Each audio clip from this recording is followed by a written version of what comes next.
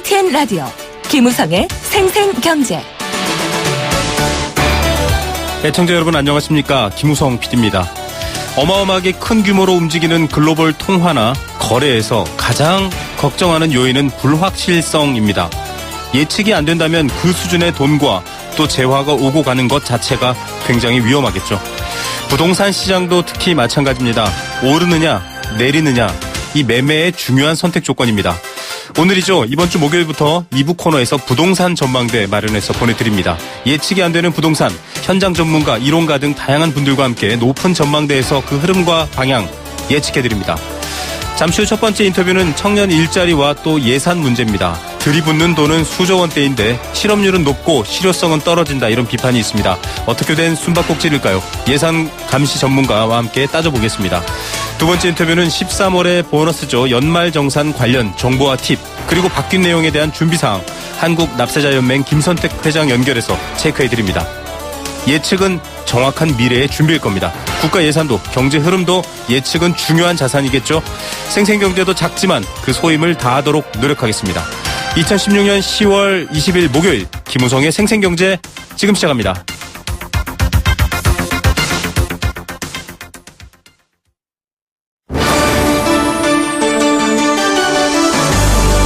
YTN 라디오 김우성의 생생경제.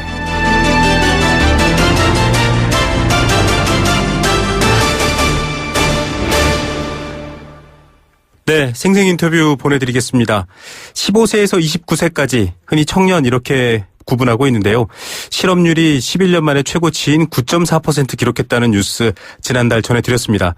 10명 중에 1명은 일자리를 구하고 있고 찾고 있음에도 불구하고 일을 못하고 있다, 이런 얘기인데요. 이런 문제 때문에 정부와 지자체는 많은 돈을 투입해서 일자리를 만들고 이 청년들의 어떤 고용 정책에 힘을 쏟고 있습니다. 그런데 정작 청년들은 일자리가 없다, 계속 실업률은 높아진다, 이런 문제가 반복되고 있습니다. 예산을 투입하고 있는데 왜 그 효과는 못 보고 있는 걸까요? 그런 문제에서 혹시 청년들의 일자리 선택 문제가 정말 있는 걸까요? 관련해서 19년째 예산 감시 활동을 해온 정창수 나라살림연구소장 연결해서 얘기 들어보겠습니다. 소장님 안녕하십니까? 안녕하세요. 네. 자, 정부가 청년 일자리 위해서 다양한 정책 내놓고 있습니다. 예산과 이 청년들의 일자리 꼭 숨바꼭질 하는 것 같은데요. 왜 이렇게 실업률은 안 잡히고 청년들은 어려운 상황 반복되는 걸까요? 네, 근본적으로는요. 네. 전 패러다임의 문제가 있다고 봅니다. 네. 지금 청년 일자리가 문제가 되는 거는 청년만의 일자리 문제가 아니라 네. 사실 전체 일자리, 그러니까 어떤 노동시장, 경제 문제잖아요. 네네. 그런데 지금 이 패러다임에서 문제가 되는 게 뭐냐면 일시적인 거라고 보는 거예요. 아, 이 어려움이 일시적인 거다. 네. 일시적인 게 아니라 어떻게 보면 성장을 할수록 오히려 고용이 줄어드는 이런 현상들까지 존재하는데, 네. 이것을 이제 과거 생각을 해가지고 일시적이라고 생각하니까 이 예산 투입을 하거나 정책을 세우는 데의 기준이 공공근로 했을 때의 사고와 방식과는 차이가 없다는 거죠. 네. 이걸 패러다임을 바꾸지 않으면 안 된다가 이제 제 생각에 첫 번째 이유고요. 네네. 두 번째 이유는 뭐가 있냐면 이게 관료제의 문제인데요. 네. 이게 일자리 정책을 왜 만드는지, 그리고 어떤 목표가 있는지에 대한 어떤 그런 기준이 네. 불분명하다 보니까 숫자 채우는 데 집중을 하는 거예요. 네. 그래서 단적으로 이 통계 문제가 있는데요. 네. 일자리를 몇 명 창출했다 맨날 언론에 많이 나오지 않습니까? 그렇죠. 실제로 우리가 왜 그런 우리 느낌이 없지라는 생각을 이제 당연히 하게 될 텐데. 네, 맞습니다. 그 이유가 뭐냐면 이게 일자리를 한 번 할 때마다, 그러니까 좋은 일자리, 나쁜 일자리 구별 없이 새로 만들어지는 걸 숫자로 세거든요. 네. 심한 경우에는 예를 들면 30만 원짜리 한 달, 두 달짜리 안에 알바 같은 인턴 예산까지도 네네. 숫자로 채우기 때문에 숫자 많다고 자랑하지만 사실은 그 숫자가 거의 사람들한테 다가오지 않는 그런 문제가 있는 거예요. 네, 약간 속빈 감정이군요. 통계 고치라고 계속 지적을 많은 곳에서 하고 있는데, 네네. 이 관료들은 아직까지도 이걸 어떻게 보면 숫자상의 실적 문제로 생각을 해서 그렇게 안 하고 있습니다. 네. 예, 좀 의도와 목적이 있는 통계다, 이런 비판 지점도 얘기해 주셨는데요. 예. 각종 사업대마다 일자리 얘기를 하고 있는데 실제로는 좀 청년들이 체감하지 못한다, 이런 문제인데 지금 오늘 뉴스에만 나온 것만 해도 2조 가까이가 청년 일자리 예산이다. 당장 2조 원 월급으로 나눠줘도 어마어마할 텐데요. 당장은 좀 일자리가 안 보이고 있거든요. 이 정도 예산 규모에 의한 일자리 어떤 내용이 있길래 이렇게 좀 분분을 할까요? 어떤 내용입니까, 이건? 아까 말씀드린 대로 이게 지금 뭐 청년 인턴 예를 들어 이런 게 있습니다. 네. 청년 인턴 일자리 같은 경우에 인턴, 네. 1년에 한 700만 원 정도 지원을 해가지고 진행을 해요. 네네. 이 부분에서 일단 돈도 잘 쓰지 못할 뿐만 아니라 네. 왜냐하면 청년들 지원을 일단 안 해요.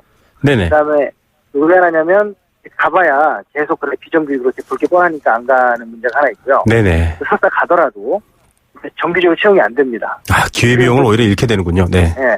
정기적으로 채용되더라도 1년 이상 그걸 유지하는 사람이 1년 이상 또 계속해서 정기적으로 있는 사람이 38%밖에 안 돼요. 네네. 그러니까 결국은 이게 어떻게 보면 밑빠진 덕에 물을 붓듯이 예산을 쏟아붓는 그런 상황이어서 네. 2.1조나 되는 돈을 퍼부었는데도 효과가 안 나는 거고요. 네네. 저는 차라리 이렇게 생각합니다.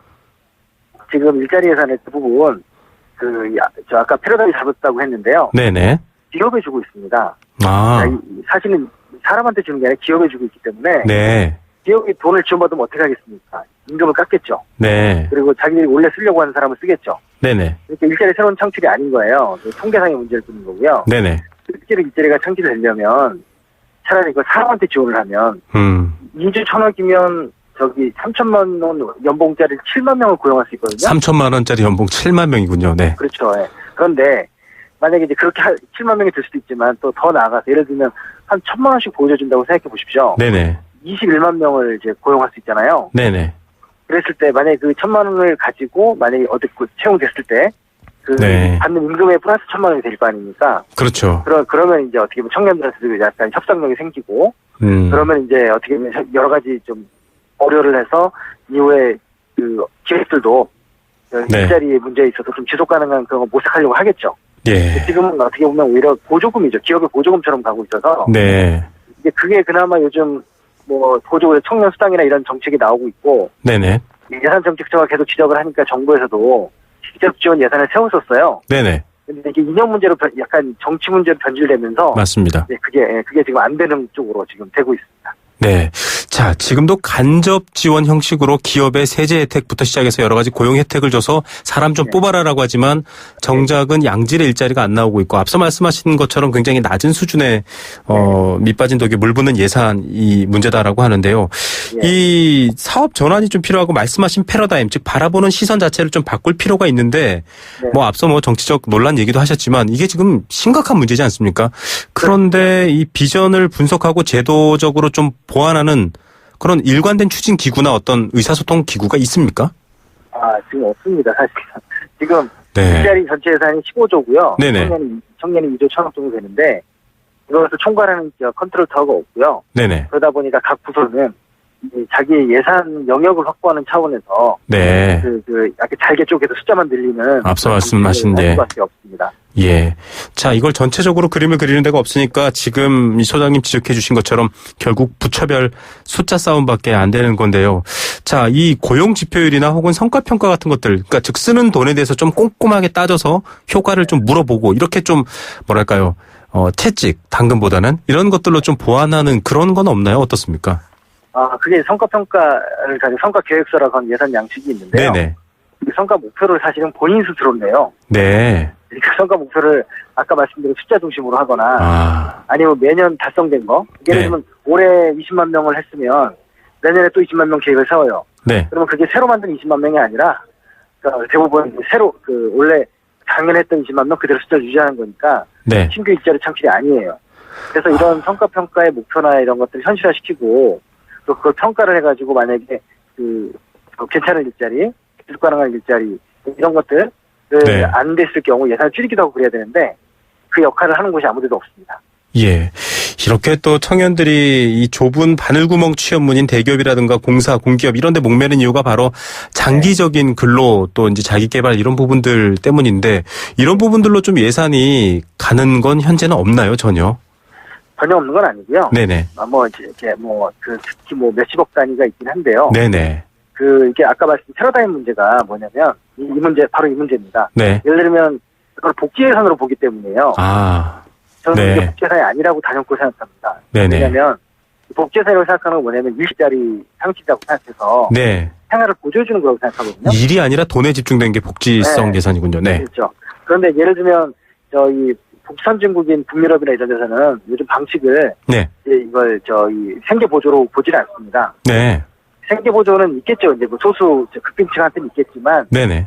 대부분의 예산이 뭐 어떤 거냐면 그 교육 비용이라고 생각하는 거예요. 투자 교육 투자라고 생각합니다. 뭐냐면 투자. 네. 예전에 뭐 3개월, 6개월 이렇게 지원하던 것을 아예 2년씩 지원합니다. 네네.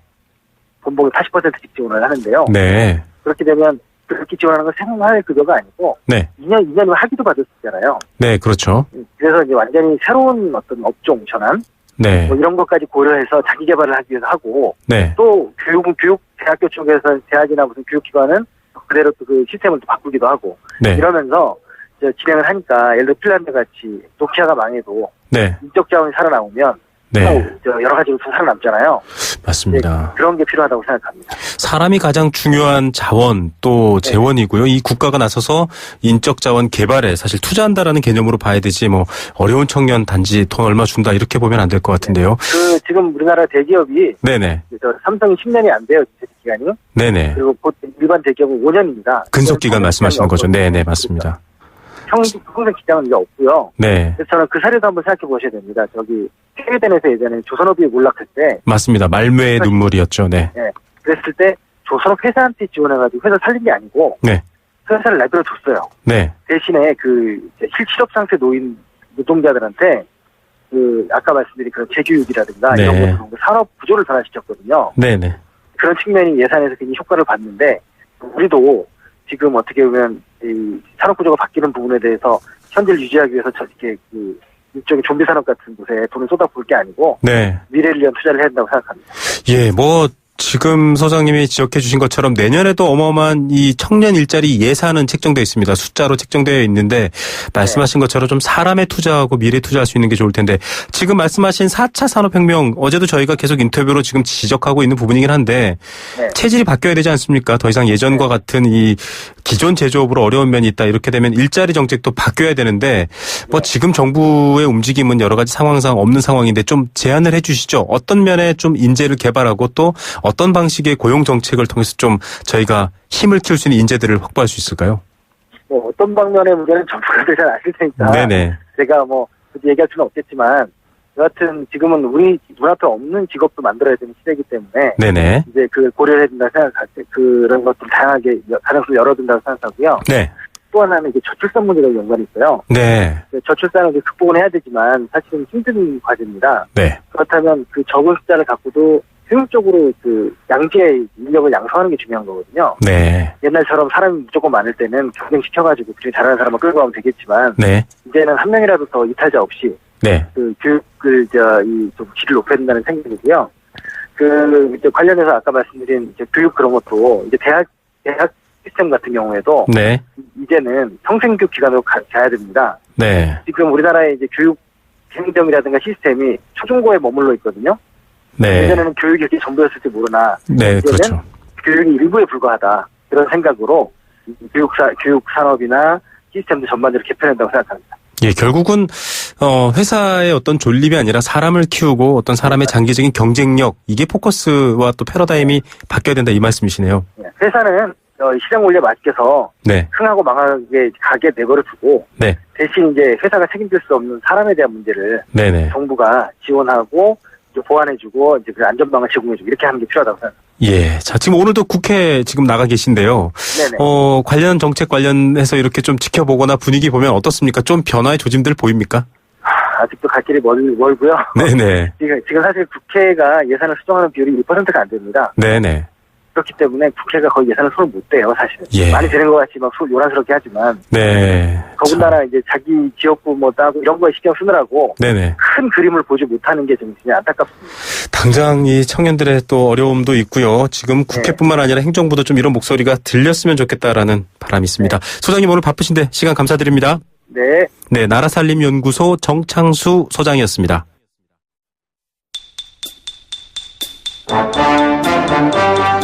경제 탐구생활.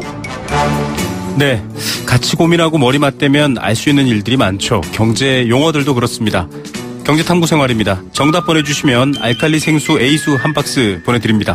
여행 스케치의 나무야 나무야 공연 티켓도 드리고 있고요. 일산 원마운트에서 도심 속 꿈의 놀이터 워터파크 이용권 드립니다. 선정릉을 품은 도심 속 특급 호텔 라마다 서울에서 숙박권도 드리고 있습니다. 단문 50원, 장문 100원의 정보 이용료 부과되는 샵 0945번 문자로 참여하실 수 있고요. 스마트폰 앱 ES도 참여할 수 있습니다. 최근 대형마트나 재래시장 수산물 코너 찾으신 분들 천정부지로 오른 갈치 가격 보고 많이 놀라셨을 겁니다. 저도 그랬는데요. 이 AT 한국농수산식품유통공사에 따르면 이달 들어 17일까지 갈치 중품 한 마리 평균 가격이 8,306원입니다. 지난해 같은 기간은 5,700원대였으니까 무려 43%나 오른 건데요. 이렇게 급등한 이유가 뭘까요? 지난 6월 결렬된 이것 협상 때문입니다. 갈치는 10월부터 제주 서귀포에서 남쪽으로 200km 이상 떨어진 일본의 배타적 경제 수역 내에서 주로 조업을 하는데 이것 협상 결렬로 조업 자체가 힘들어진 거죠. 이처럼 갈치 가격 급등 요인이 된 협정, 이걸 뭐라고 부를까요? 이 협정은 1965년 처음 체결됐고요. 자국 연안의 기선으로부터 12해리 이내의 수역에 대해 자국이 배타적으로 관할권을 행사할 수 있고 어업자원 보호를 위한 규제 조치를 취할 수 있다. 이런 내용 등을 담고 있습니다. 하지만 최근 우리나라 서해에는 중국이 불법으로 이걸 지키지 않고 또 이 협정을 어기면서 들어와서 논란이 됐죠. 정답은 뭘까요? 많이 보내주십시오.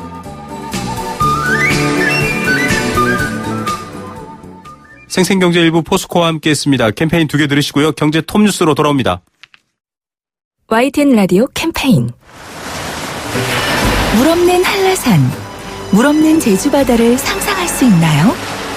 제주의 아름다운 자연과 풍경은 깨끗하고 건강한 물이 있기에 가능합니다. 제주를 아름답게 만들어주는 건강한 물은 우리의 몸과 마음도 아름답게 만들어줍니다. 건강한 몸과 마음을 지키는 이유. 아름다운 물을 사랑하고 지키는 일에서부터 시작됩니다. YTN 라디오 아름다운 물 캠페인은 광동제약과 제주특별자치도 개발공사와 함께합니다. 안녕하십니까. 보건복지부 장관 정진엽입니다. 오늘은 어르신들께 특히 반가운 제도를 소개해 드리려 합니다. 국민의 간병비 부담은 낮추고 이번 서비스의 질은 더 높이기 위해 간호간병 통합 서비스 제도를 시행하고 있습니다. 간호 인력이 간병 서비스까지 제공하여 질 높은 서비스를 받게 되고 병문안은 정해진 시간에만 하게 되니 병원 감염까지 낮출 수 있는 국민 모두가 행복한 제도입니다. 간호간병 통합 서비스, 더 많은 병원의 참여가 국민의 더 큰 행복을 만듭니다. 이 캠페인은 보건복지부와 국민건강보험이 함께합니다.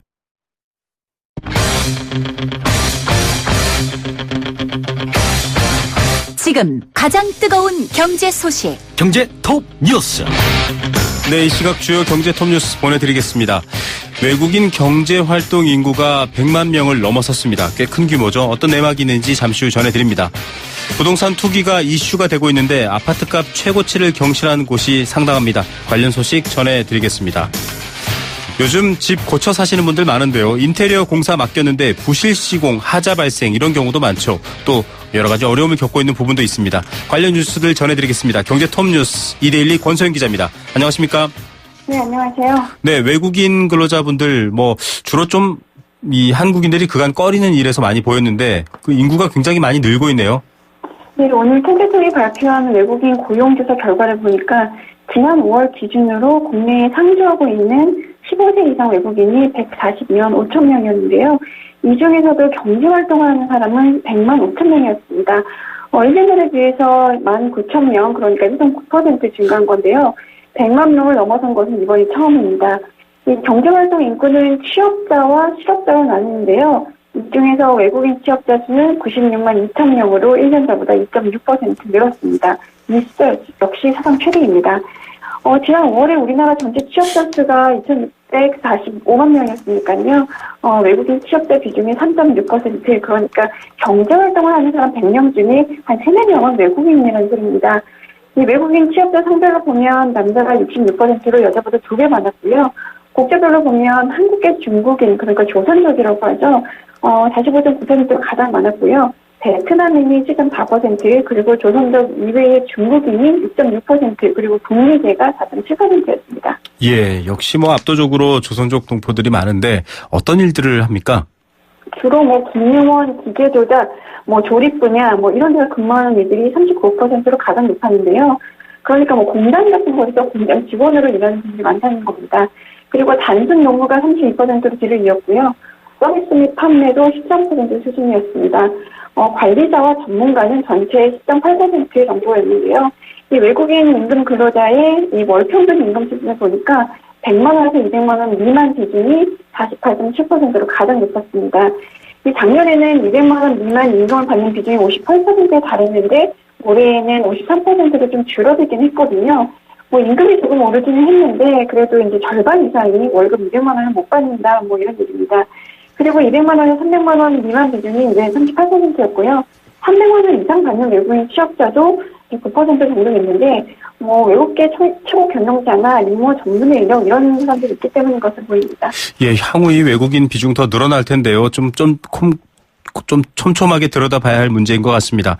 계속 부동산 투기 이슈 전해드리고 있고 오늘도 저희가 특별한 코너를 준비했는데 아파트 최고치 경신한 곳들이 꽤 많네요.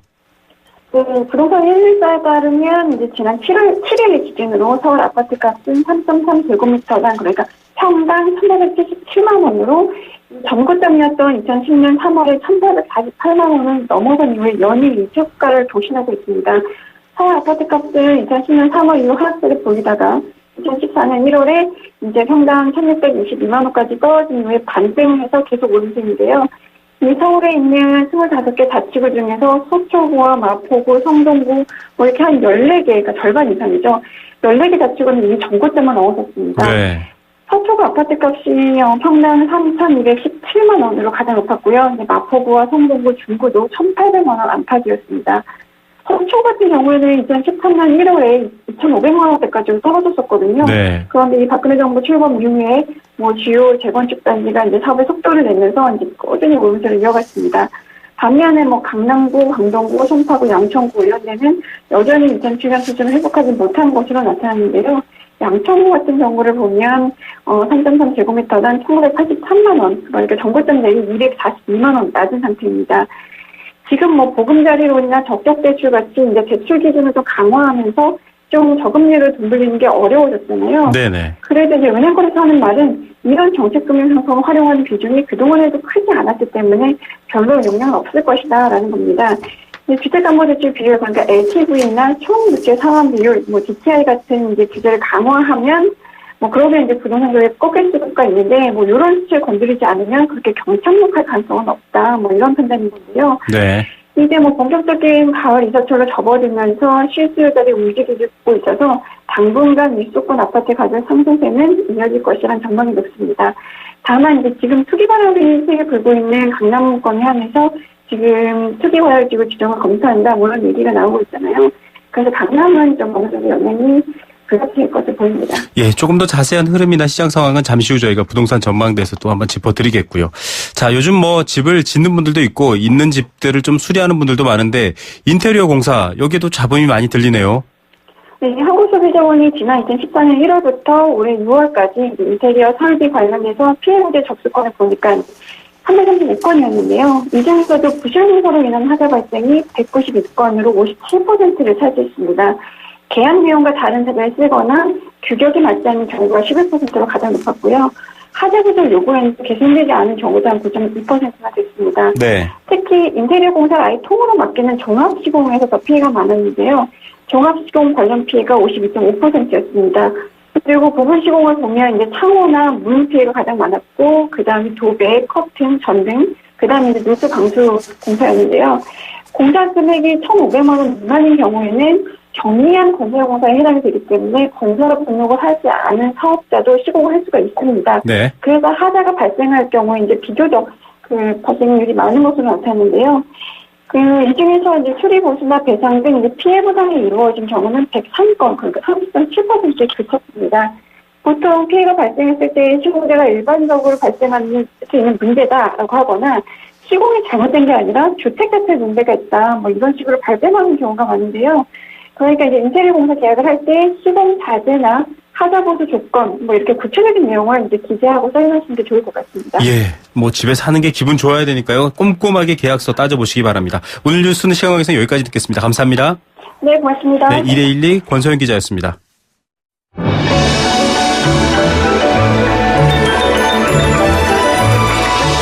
경제를 들여다보는 시원한 창. YTN 라디오 김우성의 생생경제 생생 인터뷰. 자, 13월의 보너스, 연말정산을 부르는 다른 말입니다. 그런데 사실상 13월의 폭탄 맞는 분들도 많이 있습니다. 세액공제로 바뀐 뒤에는 유리지갑이 더 억울하다, 소득세가 사실 더 걷어지고 있다, 이런 분석들도 간간히 나왔었죠. 그럴수록 바뀌어버린 세금 제도, 연말정산 준비 꼼꼼히 해야 될 필요가 있습니다.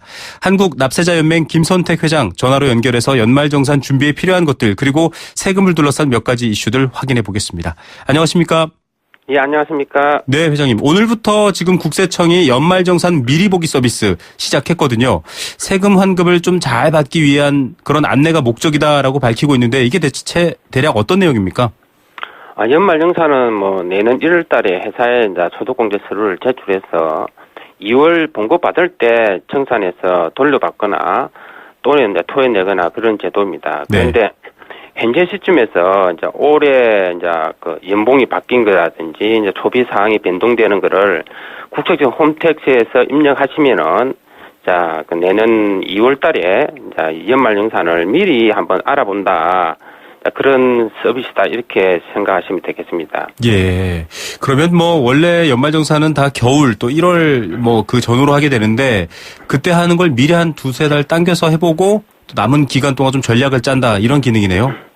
예, 그렇습니다. 특히 신용카드 같은 경우에는 9월 달까지 그 사용액이 거기서 자동으로 나옵니다. 네네. 나와가지고 이제 올해 10월부터 12월 달까지 신용카드를 얼마 쓴다든지 체크카드 현금 융성을 얼마 쓸 예정이다라고 입력하면은 이제 올해 어느 정도 더 이제 추가적으로 소득공제를 받을 수 있는지 이런 세테크 전략을 같이 알려주는 서비스다, 이렇게 보시면 되겠습니다. 예, 세테크 전략을 미리 확인할 수 있습니다. 여러분들도 꼭 들어가서 한번 보시고요. 스마트폰으로도 가능하게 되겠다, 이런 건데, 문제는 지금 이게 전체의 연말정산에 대한 자료라든지 도움이라기보다는 이제 전략을 남은 시간 동안 또 짜도록 해야 될 건데, 올해 특별히 좀 달라지거나 좀 특별히 신경 써서 세테크에 도움될 만한 내용들 있습니까?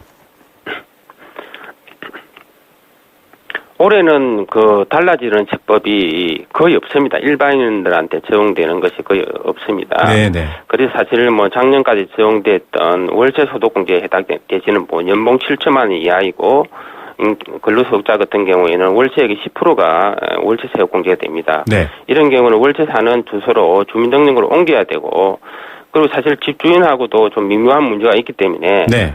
사전에 이제 마찰 없이 소득공제 받을 수 있도록 주의하셔야 됩니다. 그리고 가족 중에, 부양 가족 중에 이제 암에 걸렸거나 중증 환자가 계신 분들은 장애인 소득공제가 되기 때문에 병원에서 네. 미리 장애인 소득 장애인 증명서를 발급받아야 소득공제가 됩니다. 그리고 따로 사는 부모님 같은 경우에도 형제 중에 한 분만 공제 받으시면 됩니다. 네. 자, 떨어져 있는 부모님, 또 가족 중에 중증 환자나 장애가 있으신 분들은 미리미리 준비하셔야 공제를 받을 수 있고요.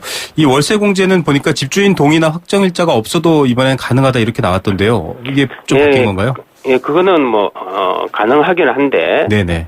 계약서나 이런데 또 이렇게 소득공제를 받지 않는 조건으로 계약을 한 경우도 있고, 네. 사실 집주인 입장에서는 자기 또, 가세 표준이 양성화되면은 소득세를 더 많이 내기 때문에, 네네. 또 싫어하는 경우도 있고, 그래서 이제 감정적으로 이렇게 부닥치는 경우들이 있습니다. 네. 어쩌면 서로 간에 이 임차인과 임대인 간의 어떤 좀 조정을 위해서 미리미리 잘 필요하신 분들은 좀 설득해서 준비하시는 게 좋을 것 같습니다.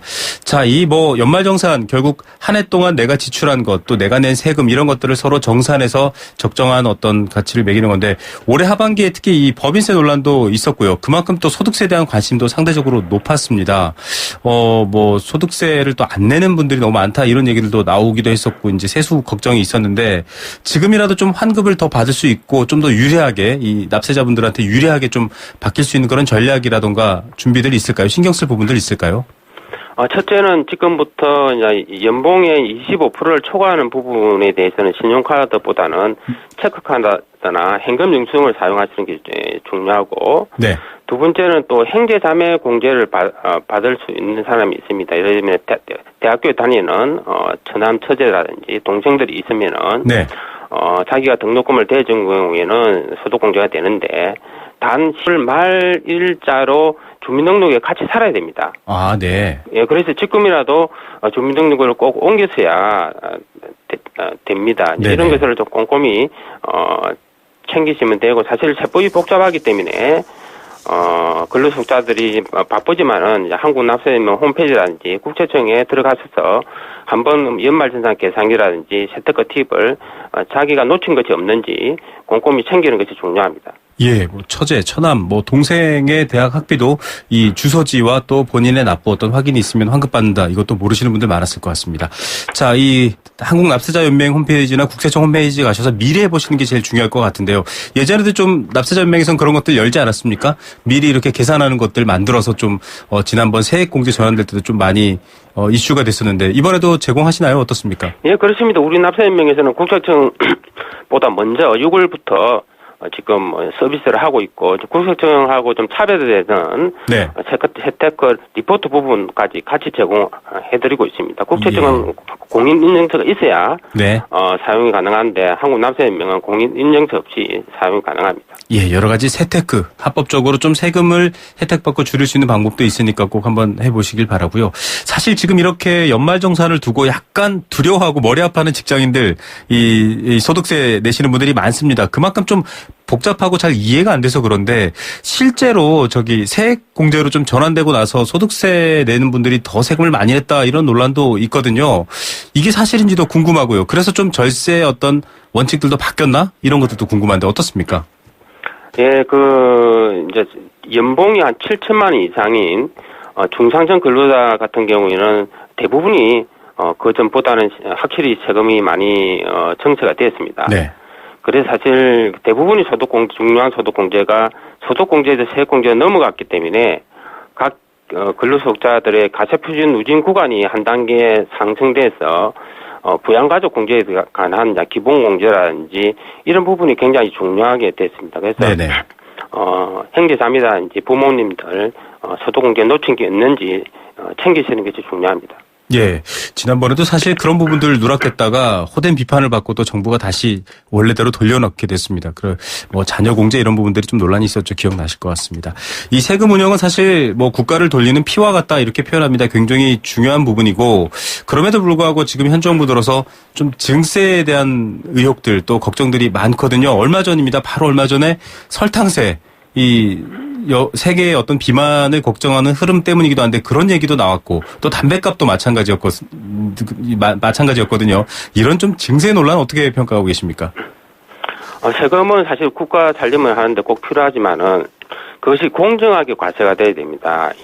소득이나 재산이 많은 사람한테 세금을 걷어서 복지를 해야 되는데 실제적으로 담배세라든지 근로소득세 정책에 있어서는 조금 없는 사람 위주로 세금을 걷어서 이제 국가 재정을 운영하기 때문에 상당히 문제가 된다 이렇게 납세연맹은 보고 있습니다. 그래서 자발적인 국민의 어떤 성실 납세 의식을 높이는 것이 굉장히 중요하다. 그러기 위해서는 국가가 세금을 걷어서 낭비 없이 쓰는 것이 굉장히 중요하고 그리고 공정하게 근로소득과 사업소득 그리고 자본소득과 근로소득 공무원과 일반 국민 간의 차별 없이 세금을 징수하여야만이 일반 국민들이 성실하게 자발적으로 세금을 낼 마음이 생기는 것입니다. 그래서 일단 정세를 먼저 논의하기 전에 이런 공정한 과세의 토대를 만드는데 정치권에서는 관심을 가져야 됩니다. 예, 공정성이 없다면 제일 중요한 원칙이 무너지는 거겠죠. 오늘 말씀 여기까지 듣겠습니다. 감사합니다. 예, 감사합니다. 네, 한국납세자연맹 김선택 회장이었습니다.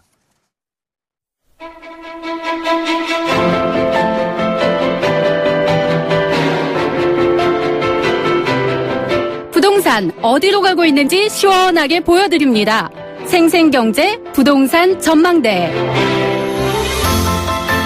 네, 목요일부터 부동산 문제 좀 들여다봐야 할 것 같습니다. 요즘 심상치 않죠. 매주 좀 실시간 분석 또 심층 인터뷰 같은 것들을 통해서 부동산 현장 이야기 전해드리겠습니다. 부동산 전망대 리얼투데이 장재현 리서치팀장 연결하겠습니다. 안녕하십니까? 예, 안녕하세요. 네. 자, 이 보금자리론 축소, 여러 가지 지금 억제책들이 등장하면서 당장 천정부지로 치솟았던 강남권이 영향받았다. 이런 얘기들 나오고 있거든요. 어떻습니까, 상황? 우선 강남 재건축 아파트 분위기를 살펴보면 네. 보금자리 축소론도 있지만 사실은 주말에 투기 지역이나 투기 관리 지역으로 묶는다는 정부의 어떤 이야기가 많이 영향을 미친 것 같습니다. 네네. 실제 보금자리론 같은 경우에는 그동안 대출 한도가 5억 원, 그리고 대출을 이용해서 구매할 수 있는 주택 한도가 9억 원 정도로였는데, 네네. 이거를 대출 한도가 1억 원, 주택 한도가 3억 원으로 대폭 축소했고, 그리고 이제 대출자의 어떤 소득 제한도 없었거든요. 네네. 근데 이번 규제로 이제 부부 합산 6천만 원 이하라는 연소득 규정도 신설됐는데요. 네, 아무래도 이제 보금자리론 축소를 하더라도 이제 상승장에 놓인 이제 강남 재건축의 어떤 투자 분위기라든지 혹은 10억 이상 호가하는 고가 아파트이기 때문에 네. 사실은 다양한 대출 상품을 이용할 수 있는 사람들이 분양을 받는다는 점에서 사실 이 보금자리론 축소가 어떤 큰 영향을 미쳤다기보다는 네. 많은 요소 중에 하나라고 보여집니다. 예. 그래서 오히려 주말에 정부에서 이야기한 투기 지역이나 투기 관리 지역으로 어떤 묶는다라는 어떤 발표, 물론 이제 정부가 진행하지는 않겠다고 얘기했지만 네. 그 이야기가 나오면서 이제 아무래도 강남 재건축의 어떤 시장이 눈치 보기에 들어간 걸로 보이고요. 실제 3,300제곱미터당 평균 한 4천만 원 정도를 넘기던 그런 어떤 강남 재건축의 어떤 상승세가 한풀을 꺾여서 일부에서는 호가가 좀 낮춘 매물들이 나오고 있습니다. 예. 예. 그래서 얘기로는 많은 매체나 시장에서는 올 들어 몇억 원씩 오르던 개포 재건축 아파트들이 한 1,500만 원, 또 반포 같은 경우에는 한 3천만 원 호가가 내려서 나오고 있다고 얘기는 하는데, 문제는 이제 10억 이상 가는 아파트가 1,500만 원 정도라서 한 3천만 원 정도 호가가 빠진 거는 사실 큰 의미가 없는 가격이거든요. 네. 그래서 다만 이제 정부의 어떤 적극적 규제가 있냐 없냐에 따라 강남권 재건축 아파트들의 가격도 사실 많은 영향을 미칠 것으로 이번에 좀 확인이 됐기 때문에 정부에서는 아직 적극적인 어떤 규제 정책을 내놓지 않고 있기 때문에 단기적으로는 이제 위축이 됐다 하더라도 아직까지 장기적으로는 거래가 다시 살아날 가능성이 좀 있어 보입니다. 예, 지금 이 눈에 보이는 불만 꺼진 거다. 일단 정부의 시그널이 영향은 미쳤지만 근본적인 영향을 미치는 부분은 아니다. 이런 정리이신데요. 네네. 억제책이나 공급 조절 얘기가 나오는 이유가 지금 공급 과잉 문제라든지 또 투기 과열 이런 문제 때문이거든요. 네네. 그런데 좀 정책은 한 발짝 늦고 있다. 그러니까 그렇게 좀 시장을 잡는 데 있어서 정부가 한 발 늦다 이런 평가도 있습니다. 어떻게 보십니까? 정책과 시장. 일단은 앞서 이야기한 대로 투기 지역이 지정이 되면 아무래도 이제 DTI 요율이 높아지고 전매 기간이 길어지게 되기 때문에 네네. 이제 아마 어느 정도 규제 여건상 이제 전매 기간만 길어져도 단기적 투기자 수요들이 빠지면서 이제 가격은 어느 정도 잡힐 거라고 예상은 됩니다. 다만 이제 짧은 시간에 너무 많은 가격들이 올랐거든요. 네.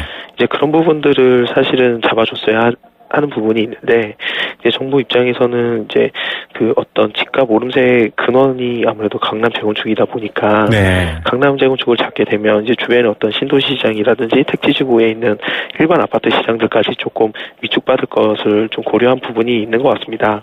예. 다만 이제 연말에 GRS 대출 규제가 시작되면 아무래도 이제 주택담보대출 받기가 좀 어려워지고, 거기다가 이제 단기적인 투자 수요들도 위축될 가능성도 네네. 높기 때문에 그런 점들이 좀 이제 연말부터 조금 어려워지는 부분이라고 생각이 되고요. 또 네. 76만 호 정도 아파트 입주 물량이 예정돼 있기 때문에 그렇죠. 그런 어떤 공급 과잉도 분명히 시장에 영향을 많이 미칠 것으로 보여집니다. 따라서 이제 내년부터는 사실은 어떤 정부의 시장에 어떤 적극적 개입이 있을 것으로 예상이 또 되는 상황이기 때문에 아마 내년 하반기부터는 어느 정도 이런 어떤 규제나 혹은 시장의 영향을 많이 받을 것으로 예상이 되고요. 또 금리가 상승이 되면 아무래도 이제 투자 수요나 투기 수요들이 좀 많이 위축되는 부분들이 있는 것도 사실이기 때문에 그런 부분까지 생각을 한다면 사실은 하반기부터는 조금 시장을 좀 지켜보는 그런 강보합 상황이 좀 이어지지 않을까 이렇게 생각이 됩니다. 예, 시장의 흐름은 지켜보는 관망세로 정부는 또 추가적인 조처를 준비해야 될 수밖에 없는 상황. 이 두 가지를 잘 정리해 주셨는데요. 네. 사실은 지금 미국 금리와 미국 금리 인상에 따른 또 한국 국내 금리의 이 내외 금리 차를 줄이기 위한 정책들이 나오면 시장 변수가 더 복잡해질 거다. 아, 이거 네. 금리 올라가면 어떡하지? 이런 걱정들도 있고요. 지금도 가계부채가 많지 않습니까? 네네. 이런 불확실성에 대해서 부동산 시장에서는 좀 어떻게 평가하고 전망하십니까? 일단 지금 부동산의 어떤 규제나 그리고 또 정부가 지금 규제 정책을 가하려고 하던 이유도 이제 어떤 투기 세력에 대한 어떤 접근을 좀 막기 위한 부분이거든요. 네네. 따라서 이제 실수요자들의 입장에서는 사실은 지금 내 집 마련을 하는 데 있어서는 크게 문제되는 상황은 아닙니다. 네. 또 그 주변의 신도시라든지 택지지구에 또 서울의 전세값보다도 좀 저렴한 주택들도 많은 상황이기 때문에 네. 이런 부분들은 사실은 실수요자 입장에서는 큰 영향을 받기는 좀 어려워 보이고요. 실제 물론 이제 금리가 올라간다면 이제 내 집의 보유나 어떤 대출 규제가 아니더라도 실제 실수요자들 입장에서는 조금 많은 부담이 되는 것은 사실이지만 이게 한 번에 지금 2, 3% 하는 금리가 7, 8%까지 올라가거나 그러진 않을 것 같거든요. 네네, 그렇죠. 예, 이제 그런 상황은 아니기 때문에 그렇기 때문에 아무래도 실수요자 입장에서는 이제 신도시라든지 택지지구라든지 어느 정도 너무 높게만 가격이 좀 형성돼 있지 않다면 지금이라도 좀 주택을 매입하는 것은 크게 나쁘지 않다고 생각을 하거든요. 네. 지금 대출을 받게 될 경우에는 저금리 대출로 고정으로 받을 수 있기 때문에 그렇죠. 오히려 지금 내 집 마련에 나서는 게 나중에 금리가 올라갔을 때보다 좀 더 저렴하게 내 집 마련을 할 수 있고요. 또 신도시나 택지지구 같은 경우도 정지 요건이 높기 때문에 앞으로 어느 정도 장기적으로도 집값이 떨어진다거나 그러지는 않을 것으로 예상이 됩니다. 다만 이제 과거 사례를 봤을 때는 용인이라든지 청라라든지 강남 시장이 불안이었을 때 좀 가격이 많이 떨어진 지역들이 있습니다. 네네. 그런 것들은 이제 최근도 다산이나 하남에 어떤 소유층들이 많이 몰려서 가격적으로 너무 높게 형성돼 있지만 네. 그런 것들을 살펴보면 시장이 이렇게 짧은 시간에 가격 상승이 가팔랐던 것들은 대부분 불황의 시점에서 가격이 많이 하락하는 경우를 그렇죠. 많이 볼 수 있거든요. 네. 따라서 이제 공급이 많거나 가격 상승이 단기적으로 좀 많이 이루어진 것들은 현재 가격으로 좀 들어갈 수 있는 가격으로 들어갈 수 있는 주변에 어떤 다른 지역이 있는지 좀 비교해보고 매입에 나서는 게 좀 좋지 않을까. 이제 그런 시장이 오지 않을까 이렇게 전망하고 있습니다. 예, 실소유자분들은 좀 참고하셔서 지금 금리라든지 조건을 따지시는 게 더 좋고요. 오르면 오른다고 안 사고 내리면 내린다고 안 사기 때문에 오히려 말씀하셨던 것처럼 민감한 시장 피해서 현명한 선택하시면 좋을 것 같습니다. 짧게 이번 주 가장 뜨거운 부동산 이슈 어떤 걸로 꼽으시겠습니까? 예, 일단 강남 재건축에 대한 부분이 가장 큰 이슈고요. 네. 하지만 이제 아무래도 강남권 재건축에 대한 기세가 좀 더 강세가 아직 계속 이어지고 있기 때문에 그렇게 꺾일 일은 없을 것 같습니다. 다만 이제 대출 규제나 정부의 어떤 규제가 어느 정도 예상되는 만큼 이 지역으로 만약에 어떤 투자나 내 집 마련에 나선다면 조금 장기적인 안목이 필요하지 않을까 이렇게 생각이 됩니다. 예, 오늘 말씀 감사드리고요. 감기 얼른 나으시기 바랍니다. 감사합니다. 네, 감사합니다. 예, 리얼투데이 장재현 리서치 팀장이었습니다. 튀김할 땐 행복해표, 볶음할 땐 행복해표, 요리할 땐 꼭 행복해표. 부침할 때 행복해표, 구이에도 행복해표, 행복해표, 해표 식용유. 행복을 요리할 땐 해표 식용유. 카누 아로마. 좋은 커피라면 첫 향부터 음미해보세요. 카누의 향은 마시기도 전에 시작합니다. 세상에서 가장 향기로운 카페 카누. 샘 스미스의 Stay With Me V20로 들어보겠습니다. 원음을 선명하게 되살리는 4개의 DAC와 전후면 광각 카메라로 새로움을 플레이하다. LG V20. 자동차 살 땐 모델, 연식, 배기량, 연비, 컬러 이렇게 챙기면서 자동차 금융은 왜 직접 안 챙기세요? 그러게. 직접 챙기면 편리하고 저렴해집니다. 어디서 차를 사든 자동차 금융은 삼성카드 다이렉트 오토. 연체율 등 자세한 이용 조건 및 혜택사항 홈페이지 참고. 과도한 빚 고통의 시작입니다. 찍톡탁 찍톡 탁찍톡탁. 누구나 쉽게 따라할 수 있는 악사 자동차 보험 마일리지 할인. 계기판 찍고 카톡하면 가입 즉시 할인이 탁. 이것이 악사 마일리지 할인. 악사 다이렉트. 약정한 주행거리를 초과 운행한 경우 이미 할인된 보험료를 추가 납입하셔야 합니다. 가입 시 유의사항을 확인하세요. 당신의 인터넷이 과거의 속도에 멈춰 있다면 이제 SK로 움직이세요. SK 브로드밴드가 만든 10배 빠른 기가 인터넷. 누가 만들었는지가 기가의 퀄리티를 보여주니까. 인터넷은 기가, 기가는 SK.